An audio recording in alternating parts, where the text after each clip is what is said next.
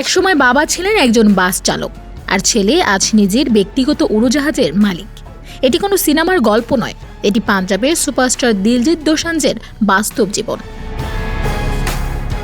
দিলজিতের জন্ম পাঞ্জাবের একটি ছোট গ্রামে, যেখানে আর্থিক অনটন ছিল নিত্যসঙ্গী। শৈশবে তার নাম ছিল দিলজিৎ সিং। তার বাবা একজন বাস চালক ছিলেন, যার সীমিত আয়ের মধ্যে সংসার চলত কষ্টে। মাত্র 16 বছর বয়সে গুরুদ্বারে গান গাওয়া শুরু করেন দিলজিৎ। সেই গুরুদ্বারের ছোট মঞ্চ থেকে আজ তিনি পৌঁছে গেছেন বিশ্ব মঞ্চে।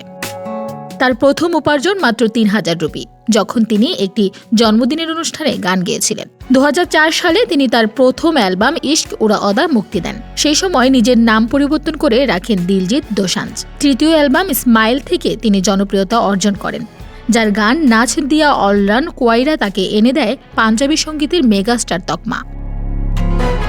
গানের সাফল্যের পর তিনি অভিনয়ে আসেন। 2011 সালে বলিউডে অভিষেক হয় দ্য লায়ন অব পাঞ্জাব ছবির মাধ্যমে। যদিও ছবিটি বক্স অফিসে সফল হয়নি, তবে দিলজিতের গান প্রশংসা কুড়ায়। এরপর তিনি অভিনয় করেন উড়তা পাঞ্জাব, গুড নিউজ এবং অমর সিং চামকিলা ছবিতে, যা তাকে আন্তর্জাতিক তারকা হিসেবে প্রতিষ্ঠা করে। সমাজসেবায়ও পিছিয়ে নেই দিলজিৎ।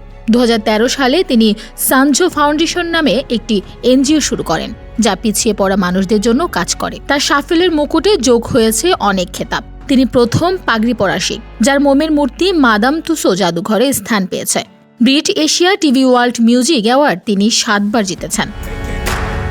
এক সময় মাত্র 3000 রুপিতে কাজ শুরু করেছিলেন দিলজিৎ। আজ তিনি 172 কোটি রুপির মালিক এবং ব্যক্তিগত উড়োজাহাজের স্বত্বাধিকারী। দিলজিৎ তার পরিবারকে সবসময় লাইমলাইটের বাইরে রেখেছেন। তিনি বিশ্বাস করেন তার কাজের প্রভাব যেন পরিবারের উপর না পড়ে। তার এই দৃষ্টিভঙ্গি এবং সংগ্রামী মনোভাব তাকে আজকের জায়গায় পৌঁছে দিয়েছে।